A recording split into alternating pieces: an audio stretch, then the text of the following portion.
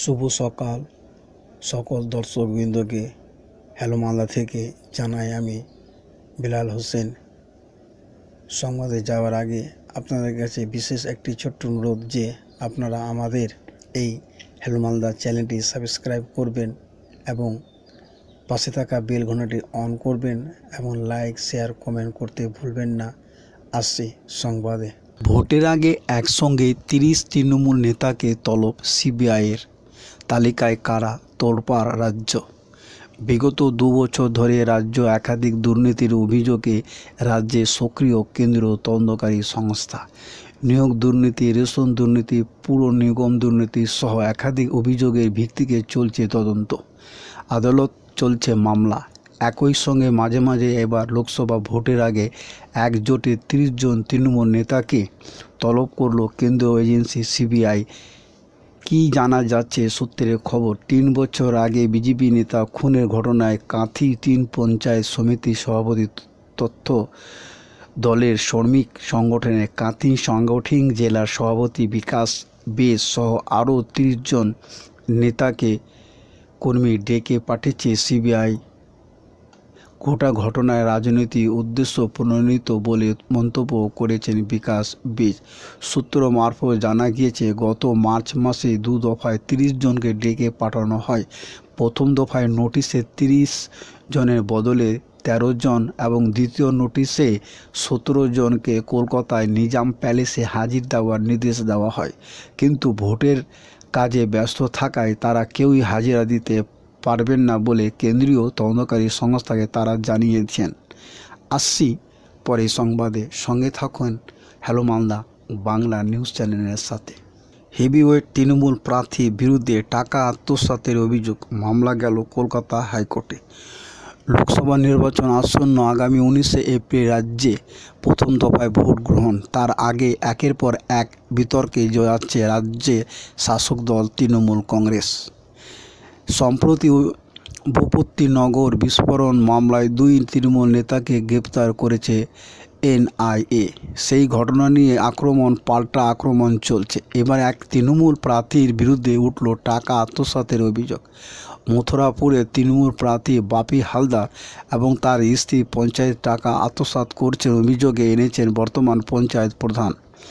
একই জায়গায় একাধিকবার কাজ দেখিয়ে পঞ্চায়েতের টাকা আত্মসাৎ করেছেন মথুরাপুরের কৃষ্ণচন্দ্রপুর গ্রামের প্রাক্তন পঞ্চায়েত প্রধান। এই অভিযোগ এনে আদালতের দ্বারস্থ হয়েছেন তিনি। এবার প্রাক্তন পঞ্চায়েত প্রধানের বিরুদ্ধে আনা হয়েছে টাকা আত্মসাতের মতো গুরুতর অভিযোগ। টাকা বরাদ্দ করা সত্ত্বেও কাজ হয়নি, এই দাবি তুলে মামলা দায়ের আবেদন করেন বর্তমান পঞ্চায়েত প্রধান। তার অভিযোগে ভিডিও ডিএম এসডিএ এই প্রেক্ষিতে একাধিকবার অভিযোগ জানিয়েছে, তবুও তার কাজ হয়নি।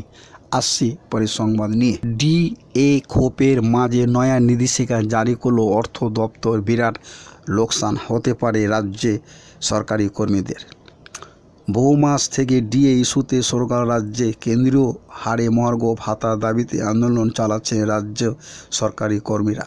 তবে হয়নি সুরাহা, কর্মীদের দাবি মানতে নারাজ মমতা সরকার, যা নিয়ে ক্ষোভে ফুঁসছে রাজ্য সরকারি কর্মীরা। এর মধ্যে এবার জেনারেল প্রভিডেন্ট ফান্ড এবং জিপিএফ নিয়ে একটি নির্দেশিকা জারি করেছে রাজ্য সরকারি অর্থ দপ্তর থেকে। জানিয়ে রাখি যে রাজ্য সরকারের জারি করা সেই নির্দেশিকা অনুযায়ী এবার থেকে জেনারেল প্রভিডেন্ট ফান্ড টাকা অ্যাকাউন্টে 5 লক্ষ টাকা থেকে বেশি অর্থ কোনো রাজ্য সরকারি কর্মচারীরা জমা করতে পারবেন না। উল্লেখযোগ্য যে জেনারেল প্রভিডেন্ট ফান্ডে টাকা গচ্ছিত রাখলে তার উপরে 8% হারে সুদ দেয় রাজ্য সরকার, যা অন্যান্য ব্যাংক এবং প্রতিষ্ঠানের চাইতে অনেকটাই বেশি। নিয়ম অনুযায়ী পশ্চিমবঙ্গ রাজ্য সরকারের অধীনস্থ কর্মচারীরা জেনারেল প্রভিডেন্ট ফান্ডে নিজেদের বেসিক বেতনে 6% পর্যন্ত টাকা রাখার সুবিধা প্রায় পান।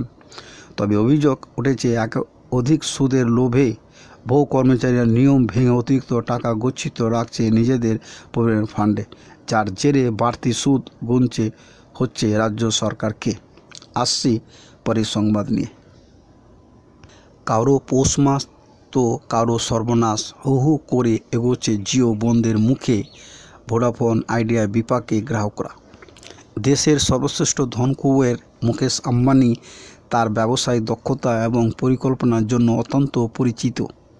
এই কারণে তিনি যখন জিও বাজারে লঞ্চ করেছিলেন, ঠিক তার কয়েক বছরের মধ্যে ওই সংস্থার টেলিকম সেক্টরে আধিপত্য বজায় রাখতে থাকে।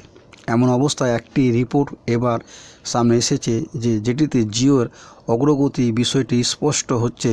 মূলত গত ফেব্রুয়ারি মাস সংক্রান্ত এই রিপোর্টে জানা গিয়েছে ভোদাফোন আইডিয়া বিশাল লোকসানের মধ্যে রয়েছে। পাশাপাশি এয়ারটেলের অবস্থাও একটু ভালো নয়। ট্রায়াল এ রিপোর্ট অনুযায়ী 2024 সালের ফেব্রুয়ারিতে গ্রাহক যুক্ত করার ক্ষেত্রে জিও এগিয়ে ছিল, যেখানে অন্য সব টেলিকম কোম্পানি অনেকটাই পিছিয়ে রয়েছে। তথ্য অনুযায়ী জিও গত ফেব্রুয়ারি মাসে 35.58 লক্ষ মোবাইল সাবস্ক্রাইবার যুক্ত করেছে। সোমবার এই সংক্রান্ত রিপোর্ট প্রকাশ করা হয়েছে। এদিকে এয়ারটেল 7.78 লক্ষ ওয়্যারলেস সাবস্ক্রাইবার্স যুক্ত করেছে। পাশাপাশি মোবাইল ট্যালি 15.30 লক্ষ গ্রাহক যুক্ত করেছে। হ্যালো মালদা থেকে বাংলা সংবাদ দেখার জন্য আপনাদের সকলকে অসংখ্য ধন্যবাদ এবং আপনারা সুস্থ থাকুন, ভালো থাকুন, আনন্দে থাকুন এই আশায় সংবাদ আপাতত এখানে শেষ করা হলো।